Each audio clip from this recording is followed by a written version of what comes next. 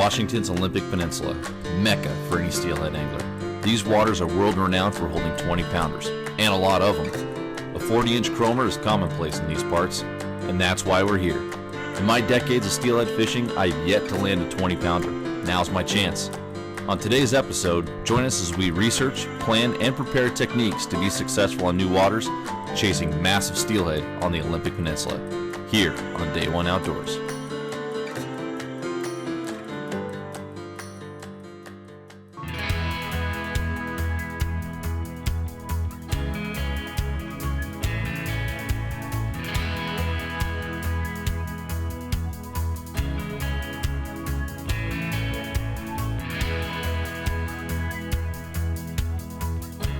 The outdoors is not a hobby. It's not our passion. It is our way of life. We can make the perfect cast, slow our breathing to execute a perfect shot, spend hours researching locations and techniques. Regardless of effort, we fail. This series is not about incredible bites. It's not about trophy animals. Our goal here at Day One Outdoors is to educate our viewers utilizing new technology to offer a different perspective. Watch as we research new areas, plan out the day, and adjust to changing conditions. If it were not for other experienced outdoorsmen teaching me along the way, I wouldn't have this life. I owe it to them to pass this knowledge along. I owe it to you. Join us here on Day One Outdoors, and let's learn how to become more successful in the field and on the water from day one.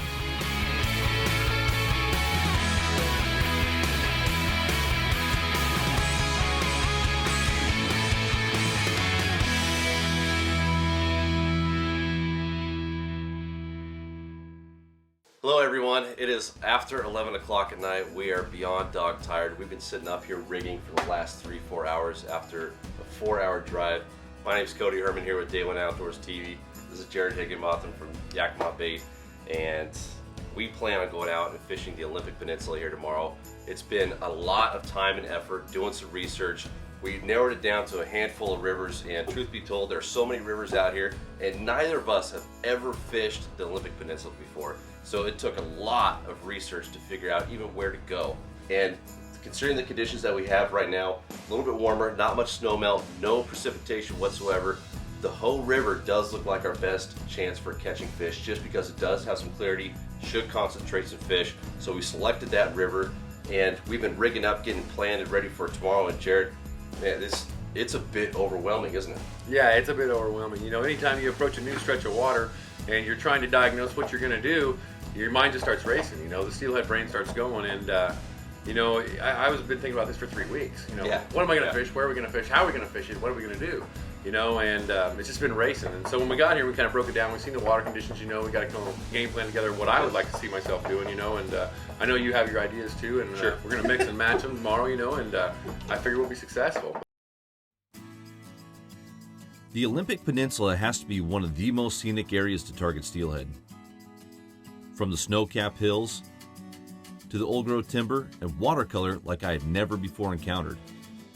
We were blessed with unusually warm January weather for the OP.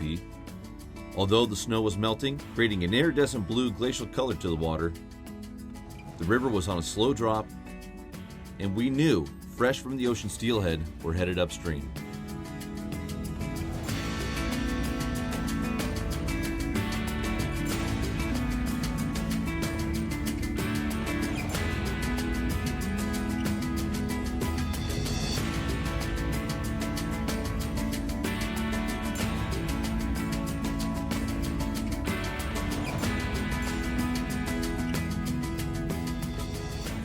All right, folks, we're out here on the Hoh River right now, and we've already fished a couple holes so far. And you know, Jared, you and I have been looking at this water. This is the first time we've ever fished this stretch before, and everywhere we look, there's good-looking water. We don't even know where to begin. We've been just grabbing rods left and right. The boat has rods sitting out everywhere. It's been a cluster just in the first 2 holes. Yeah. And we came around this corner here, saw this spot, and you and I both just got excited. So let's break down this hole here a little bit. So it's a big left sweeping, current hard hitting against the far bank, bringing around to the right into a nice tail out. Again, this water is a little bit silty, has a glacial feel to it. So personally, I'm thinking that these fish are probably not going to be out there in the main current. Still has good height to it. And looking at the entire hole here where it goes in the D spot, comes off a point and the back end of the tail out. Personally, I'm looking right at that tail out right now for a bobber and jig.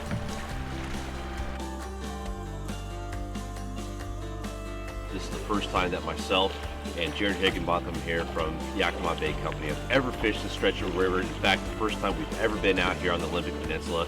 And to be safe, we wanted to make sure that we followed a guide down the river for the first time. And we allowed him to go ahead and get 3 or 4 holes ahead of us because he wanted to fish a couple of specific spots. Now the goal for today's show is to compare our style of fishing, newcomers to this area, to a local guide who fishes this on a daily basis.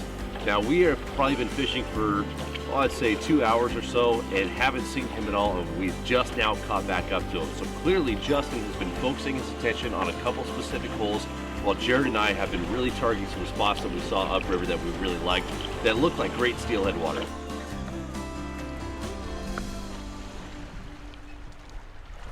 While Jared and I struggled to develop a pattern, Justin was immediately on fish.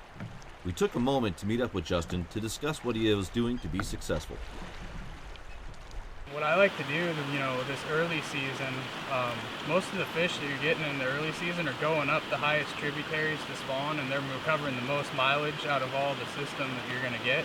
Okay. So I look at it as hit really hard on the spots that you've caught them in before, but kind of hit all the water in between pretty quick and try to find those travelers that are moving up and cover a lot of ground, because I think the more ground you get to cover in it, the more presentation you get to put, the more fish. Now again, Jared and I were trying to use our techniques that we use back at home to be successful out here. And at the end of the trip here today, we're going to recap with you and see how you ended up, exactly what techniques you used compared to how we fished, and how many fish you end up and how many fish we end up with. And so far, you're ahead of us. You have the only fish of the day so far of any other boat that we've talked to. It's slow fishing out here, but man, 60 degrees in January on the Olympic Peninsula, not a whisper of wind, bright blue sunny sky. Beautiful, man. Yeah, Thank you for sharing this river with us. This is awesome. It's a pleasure. All right, man, let's go get back on Let's sticks. go finish it. All right, let's do it. Utilizing the advice from Justin, Jared and I changed our tactics in hopes of getting our first hookup on the Olympic Peninsula. I got the boat turned funky. I'm committed at this point. Is that a fish? Oh yeah, buddy. Woo, yeah. Nicely done, Jared. I'm gonna try and pull us over some slow water here.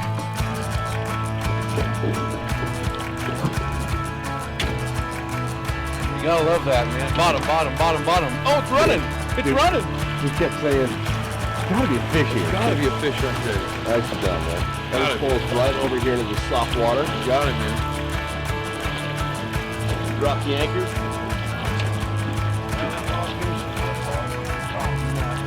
Is he in the log? I gotta get out and get up there. Okay. There he came off. He broke. Oh, dude.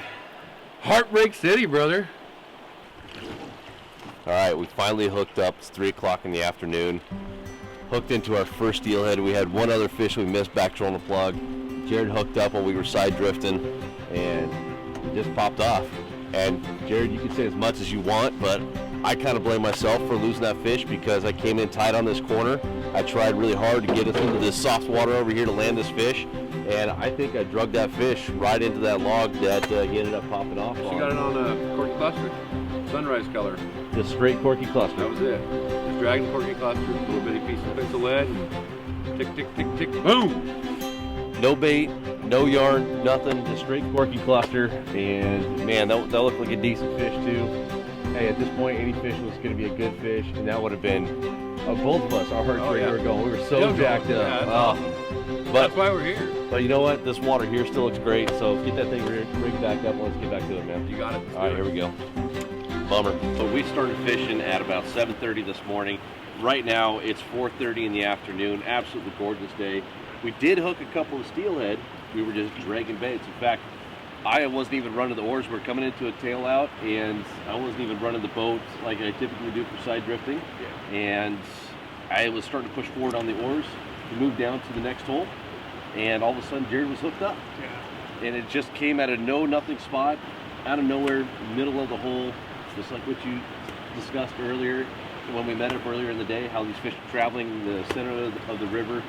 It was just dumb luck is all it was. So Yeah. today was a tough day. If you love looking at perfect steelhead water, you can't go past a hole. You No. can't go past a couple rocks. I mean, Everything's good in there. I mean, this river is just ideal steelhead water from top to bottom. It was truly unbelievable. yeah. And so I think if I were to fish this river again tomorrow, it would be just what Justin said. I got to fish faster. Well, hey, Justin, Yeah. thanks again, man. Pleasure.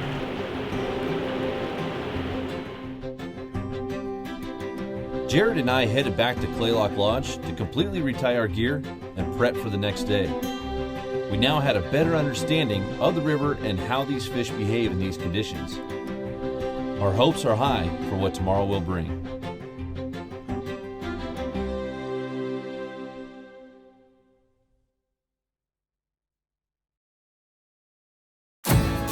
Fishfield is your one-stop shop online for the gear you need here in the Pacific Northwest and beyond. From salmon and steelhead, saltwater, trout and kokanee, even crabbing. Visit fishfield.com today to place an order and have the gear you need shipped fast. Fishfield.com, we have what the Northwest outdoorsman needs. Every once in a while, a new lure comes along that catches every angler's attention. It could be because of all the irresistible colors and finishes, or the patented skip beat action, or maybe it's the wide variety of sizes designed for salmon, trout, walleye, steelhead, mackinaw, and more. But just for the record, we know one thing for certain. We didn't design the maglip to catch fishermen. Yakima Bait Company. The Olympic Peninsula is home to several rivers, and they each have their own unique traits. Now, we came out into this area having never fished the Olympic Peninsula before, and it is a gorgeous region. But in this beauty, there's also some dangers. And we took every precaution possible because it was a river we had never fished before and followed our guide, Justin Tensler, down the river. Now, what we're going to do here on this week's Mondo Pad segment is we're going to break down how to properly go through a rock garden. Now, this stretch right here is very, very sketchy, a lot of big rocks, and if you don't position your boat properly, you're going to put your boat sideways on one of those rocks and potentially put you and your crew in danger. So let's go ahead and start breaking this down and show exactly what paths we each took and why. When drifting a new river, you want to take every precaution to keep safety in the forefront of your mind. Now, if you don't have a guide like we do today with Justin Tensler, you want to stop before entering any rapid and investigate what you're coming into. And in this spot right here, you can see there's an ideal place to pull our boat over and drop the anchor and walk along this bank to see every single large rock that's in the rapid and determine exactly what path is going to be ideal for us to take to make sure that we float through the rapid safely. So let's talk about what path each boater is going to take here. Justin's already set up right here, getting ready to enter the rapid. I'm following close behind, so that way I can keep an eye on him and see exactly what path he takes so we can keep both parties safe. Now, Justin's squaring up his boat to come right along this edge and follow along this side of these rocks because it's a nice open clear path. Once he gets to this open water, he's going to square his boat up, turn, and keep following down this inside path and into open water. Justin is just now finishing up traversing the rapids here, and I'm starting to square my boat up. I paid really close attention to how he was set up going into the rapids, but possibly is a little bit too close of attention because I had my boat positioning off as I entered the rapids. Now what that did is it put me off center coming into this first rock, and instead of pushing forward on my oars, I ended up pulling back, and that put me in a bad position going into these next two rocks, and I went straight over top of that submerged boulder. Now fortunately, my Pavati ride's high enough in the water, I was able to just push forward on the oars and make it barely over the top of that rock. Now what that did do was offset me going into the rest of the rapids. So I had to pull back hard on the oars, pull into this soft water over here, and take a different path than what Justin had taken down towards this set of rocks, out the softer, easier way. I ended up having to pull back into this softer water and then maneuver the boat quickly, throw my stern to the other direction, pull back around, and then start pushing forward around these big boulders. So although Justin and I took completely different paths, we both made it safely through the rapids. Now, with a little bit more experience, obviously a lot more time on the water, I would get a lot better at traversing these rapids with ease and obviously safer too. But considering that we had Justin along with us, that helped out a lot, and we were able to make it through this very difficult rock garden with relative ease. When you're out learning a new river, or even just a new stretch of river, keep these safety tips in mind. Stop over, pull along the bank, and take a look at the rapid. Determine what boulders or rocks are going to be your problems. Figure out the best path to take, and make it through these rapids safely. You keep those safety tips in mind, and I guarantee you, you'll have a better trip out there on the water and hopefully get into a few more fish.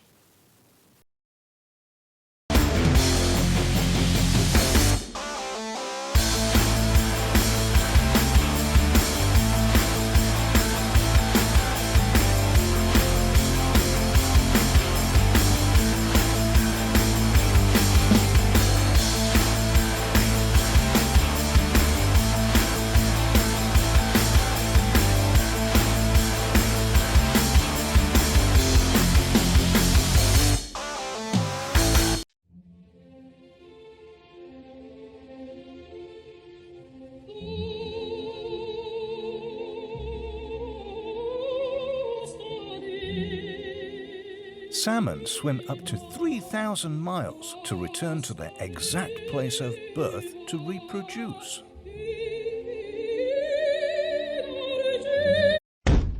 Well, most of the time.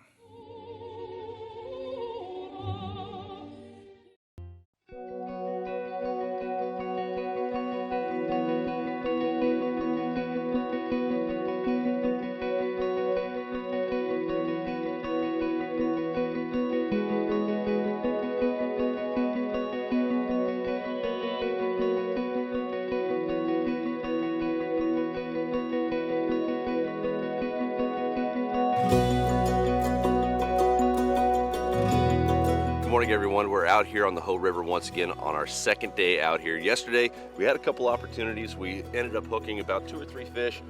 We turned one. Jared and I had a really nice one on. Man, that was Heartbreak City, brother, right? Heartbreak City, brother. You got it. So we're out here on day 2 right now, and we're changing up our techniques a little bit.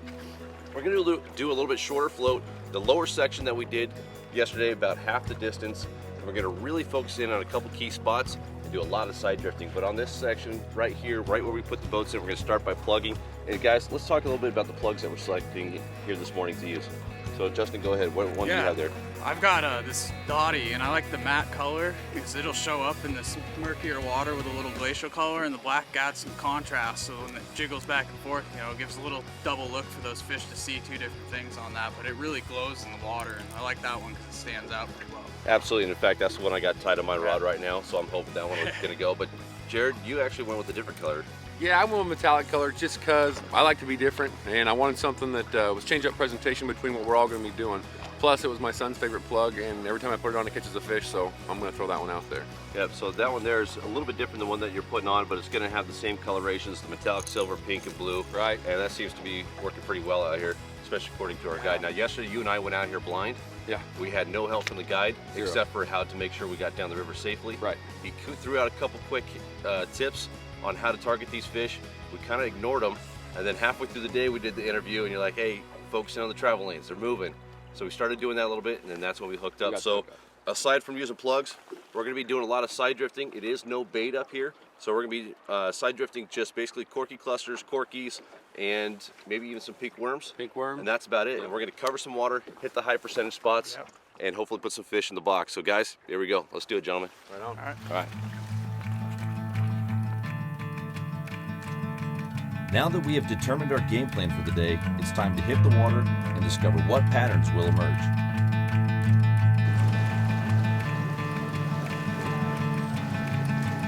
If you notice right now, folks, we are actually fishing in conjunction with Justin Tensler over here.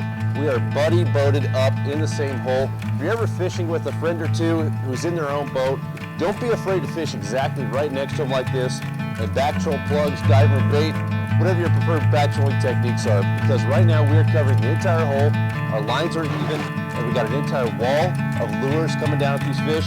We're destined to get that fight or flight reaction. And just like that, hooked up.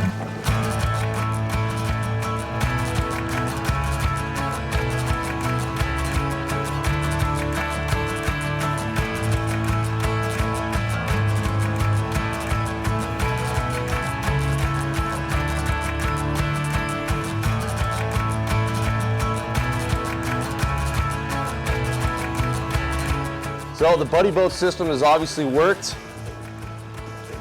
It was the rod right in the middle of us. We pushed that fish into the middle of us, and now they're hooked up, and they got a really nice one jumping all around them, going underneath the boat, try to go into the tree. Awesome. Awesome. Very cool. It's a fantastic system. Gotta love it.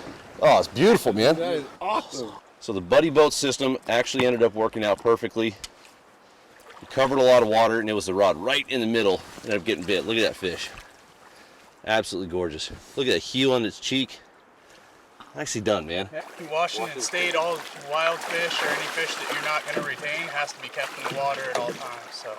Yep, and it's just good for the fish species too. You want to keep the slime on them, keep them breathing, keep them healthy, especially when they're recovering after a fight like this. So this is a great way to make sure that it's swimming off. You can tell he's already ready to go. So I'm going to step to the side here. You can get his nose pointed upstream so that air can start going through his gills. Look at that, there he goes. Beautiful. Justin? Nice, man. Thanks for the tandem down there.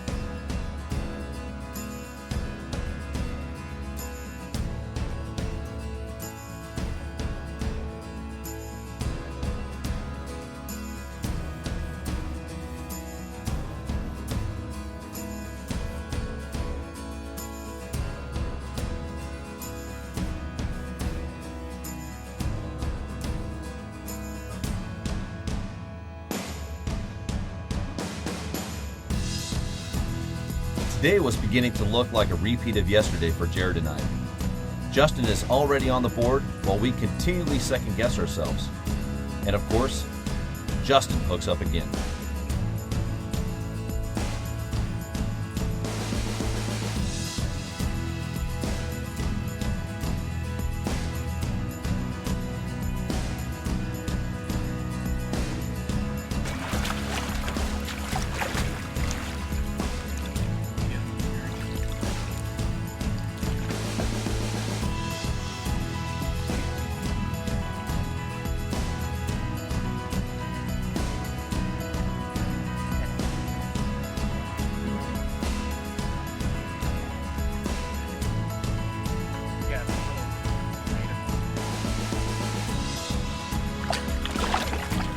Got another native. Sweet. Some goodness happening.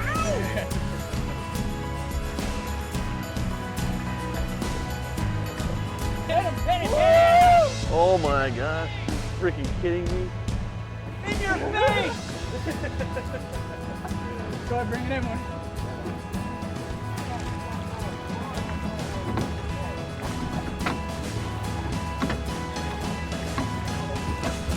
Oh! Ah! Yes!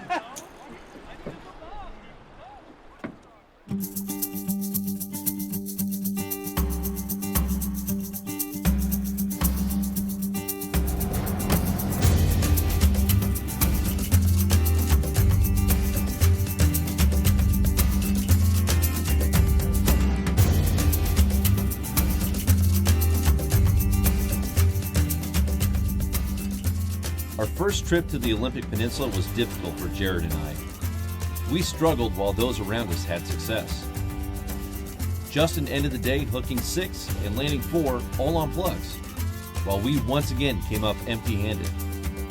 My quest for a 20-pound steelhead remains, but Jared and I have already made plans to return to Claylock Lodge to exact our revenge on the OP and prove to ourselves we can put together a pattern to be successful on new water.